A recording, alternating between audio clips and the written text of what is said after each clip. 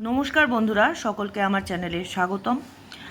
তোমাদের জন্য এই ভিডিওটি খুব গুরুত্বপূর্ণ হতে চলেছে, প্রথম থেকে শেষ পর্যন্ত দেখবে।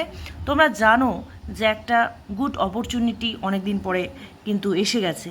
নতুন বিজ্ঞপ্তি কিন্তু এসএসসি প্রকাশিত করে দিয়েছে অ্যাসিস্ট্যান্ট স্কুল টিচার, বিশেষ করে 9, 10, 11, 12-এর জন্য, এবং তার পাশাপাশি কিন্তু আপার প্রাইমারিরও নোটিশ সংক্ষেপে জারি হয়েছে। তো চলো আজকে আমরা আলোচনা করব 9, 10, 11, 12-এর সম্পর্কে।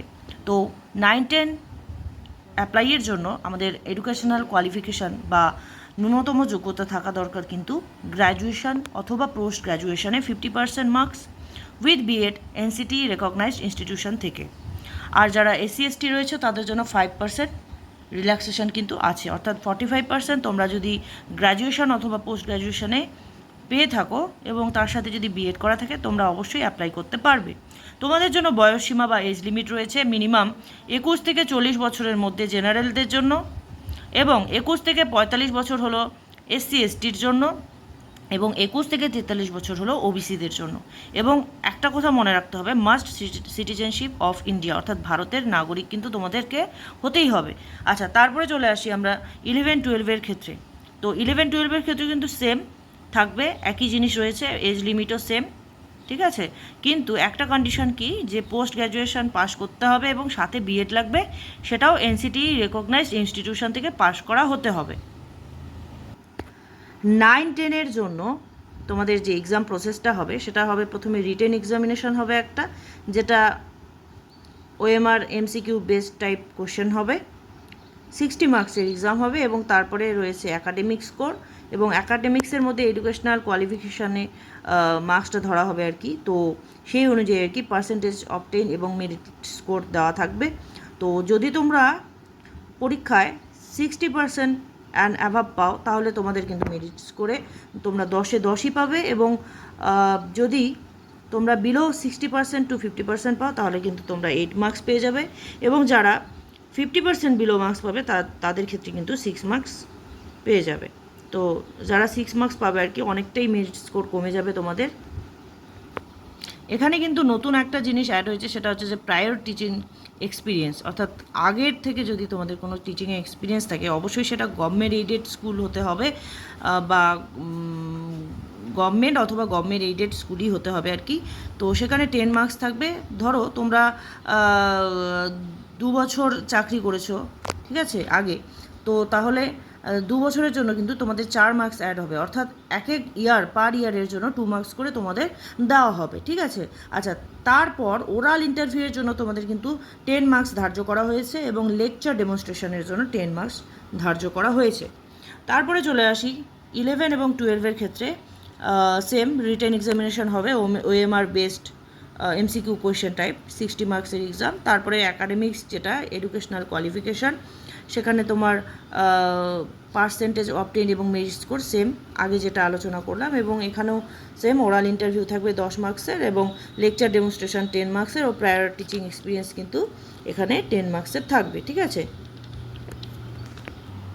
আরেকটা ইম্পর্টেন্ট কথা, সেটা হচ্ছে যে বেঙ্গলি মিডিয়ামের ক্ষেত্রে কিন্তু আমি শুধু এখানে বাংলা, জিওগ্রাফি এবং ইংলিশের যে সিট ভ্যাকেন্সিটা সেটা তুলে ধরেছি তোমাদের সামনে। যেমন বেঙ্গলিতে রয়েছে মেল ফিমেল মিলে আর কি 2019টা সিট, সরি 2090টা সিট, ঠিক আছে। এবং ফিমেল, অনলি ফিমেলের ক্ষেত্রে রয়েছে 786টা, আর জিওগ্রাফির ক্ষেত্রে মেল ফিমেল মিলে হচ্ছে তোমার 1051, অর্থাৎ 1051, আর ফিমেল অনলি রয়েছে 446টা। তারপর ইংলিশটার ক্ষেত্রে রয়েছে হচ্ছে তোমার 2078টা, ও ফিমেল অনলি রয়েছে আর কি 798টা।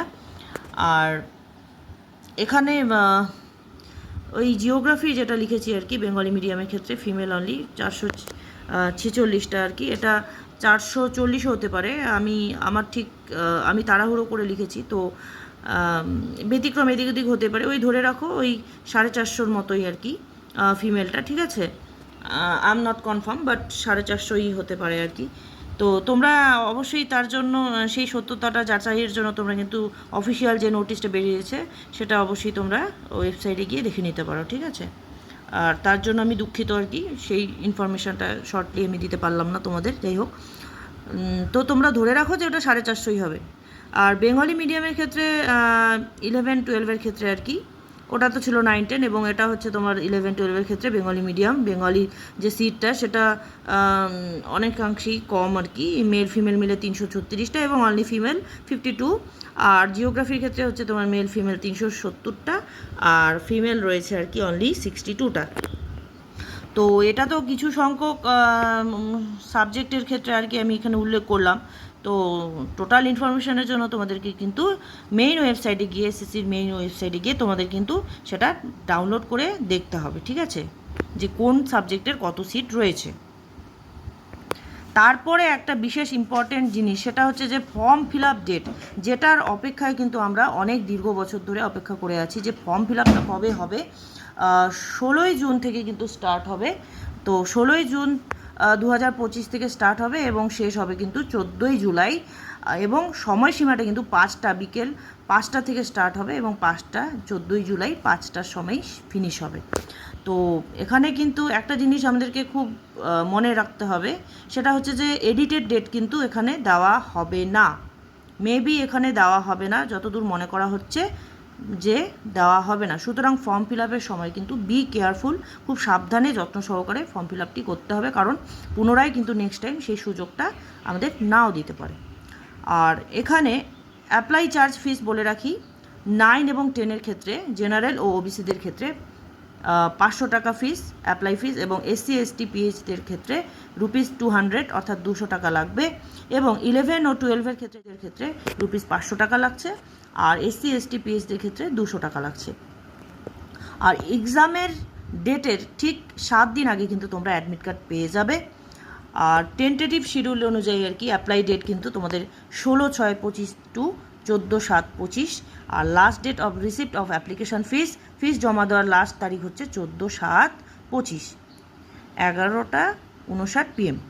আচ্ছা, tentative date of written test, tentative মানে কি? টেন্টেটিভ মানে কিন্তু ওই দিন পরীক্ষাটা নাও হতে পারে, বাট সেটা কনফার্ম নয়, কিন্তু অনুমান করা যায় যে ওই দিনই পরীক্ষা হবে। আচ্ছা, তো tentative date of written test first week of September, অর্থাৎ তোমাদের সেপ্টেম্বর মাসের ফার্স্ট উইক বা প্রথম সপ্তাহে কিন্তু এই পরীক্ষাটা কন্ডাক্ট হতে চলেছে। টেন্টেটিভ পাবলিকেশন অফ রেজাল্ট, দেখো এখানে খুব সুন্দরভাবে কিন্তু দিয়ে দিয়েছে পর্ষদ। এটাই আমরা চেয়েছিলাম যে একটা ক্লিয়ার ডেট আমাদের মেনশন করা হোক, যে কোন দিন কি পরীক্ষা, কবে রেজাল্ট বের হবে, কবে নিয়োগ করা হবে, এগুলোর আশায় কিন্তু আমরা দীর্ঘ বৎসর ধরে অপেক্ষায় ছিলাম। তো সেটার কিন্তু অবসান হয়ে এসছে। তো টেন্টেটিভ পাবলিকেশন অফ রেজাল্টের ডেট হচ্ছে 4th উইক অফ অক্টোবর, অর্থাৎ আমাদের কিন্তু অক্টোবর মাসেই 4th উইকেই কিন্তু রেজাল্টটা পাবলিশ হয়ে যাবে। এবং ইন্টারভিউয়ের যে ডেট দেওয়া হচ্ছে সেটা কিন্তু ফার্স্ট উইক থেকে 3rd উইক অফ নভেম্বর, অর্থাৎ নভেম্বরে কিন্তু ইন্টারভিউ প্রসেসটা কমপ্লিট হয়ে যাচ্ছে। এবং পাবলিকেশন অফ প্যানেলটা পাবলিশ করা হবে, অর্থাৎ মেরিট লিস্টটা আমাদের জারি করা হবে 24/11/25। আমরা কিন্তু 24/11/25-এর মধ্যেই জেনে যেতে পারবো যে কার চাকরিটা হচ্ছে আর কার চাকরিটা হচ্ছে না। সো আরেকটা জিনিস, সেটা হচ্ছে যে tentative commencement of counselling and recommendation, আমরা আর বিস্তারিতভাবে ভিডিওটাকে বাড়াতে পারবো না, কারণ অনেক বড় হয়ে যাচ্ছে। এরপরেও আরও অনেক ইম্পর্টেন্ট নোটিফিকেশান আসতে পারে, তো তার জন্য আমার চ্যানেলটাকে অবশ্যই সাবস্ক্রাইব করে রাখো, আর কমেন্ট করে জানাও যে কী ধরনের ভিডিও লাগবে। আমি পড়াশোনার ভিডিও এবং মোটিভেশনাল ভিডিও ছেড়ে থাকি আর কি। তো দেখো এখানে রয়েছে tentative commencement of counselling and recommendation date, সেটা হচ্ছে 29/11/2025, অর্থাৎ এই ডেটে কিন্তু সব কিছুই ফাইনাল হয়ে যাবে। তোমরা জানতে পারবে তোমাদের কোন স্কুলে নিয়োগ করা হচ্ছে এবং কার কার চাকরি হচ্ছে। সো সবাই প্রিপারেশান শুরু করে দাও, সময় নষ্ট না করে। দেখা হচ্ছে পরবর্তী ভিডিওতে। Keep learning, happy learning, loving literature. Bye bye.